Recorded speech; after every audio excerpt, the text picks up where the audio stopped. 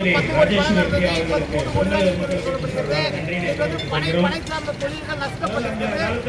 Plastic பொருட்கள் வந்து உலகத்தை அழிக்கக்கூடிய அளவுக்கு ஒரு மோசமான சூழல் இருக்கிறது. பிளாஸ்டிக் மாற்றாக 60% ட்ரெயினே போயிருக்கு. அந்த ட்ரெயின் வரும்போது அந்த பனை பொருள் விவசாயிகள் கூட அந்த பொருள் அதில் ஏற்றி தான் சந்தைக்கு கொண்டு வந்துட்டாங்க.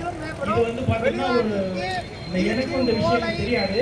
ஒரு 6 மாதங்களுக்கு முன்பாக திருச்சியில் ஒரு ஸ்கூலுக்கு போயிருந்தேன். அந்த ஸ்கூல்ல நடு பிளே கிரவுண்ட்ல தண்டவாளம் இருக்கு.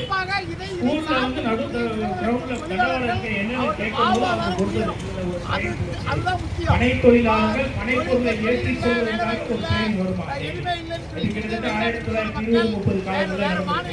அடுத்தபடியாக நம்முடைய அண்ணன்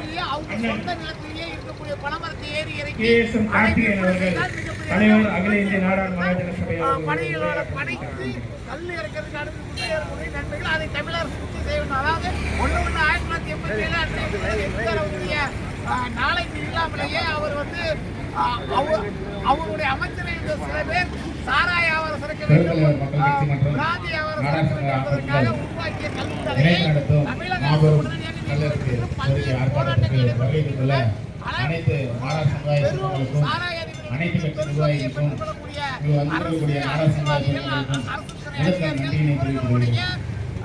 அதாவது இது சம்பந்தமா ஒரு மாசம் முன்னாடி அதாவது எப்படி வந்து ஓட்டோர கடையில வந்து ஒரு மக்கள் வந்து சாப்பிட்றதுக்கு அனுமதி இருக்குதோ, எப்படி ஒரு 5 ஸ்டார் ஹோட்டல் சாப்பிட்றதுக்கு அனுமதி இருக்கோ, அவங்க வசதிக்கு தகுந்ததை சாப்பிட வேண்டும். அதுபோன்று மது என்பது போதைப் பொருள் என்பது அவங்களுடைய தேவைக்கு அவங்களுக்கு எது பிடிக்குதோ அதை சாப்பிட்றதுக்கு அனுமதி. ஆனால் கல்லுக்கு மட்டும் தடை, உயிரை கொள்ளக்கூடிய டாஸ்மாக் மது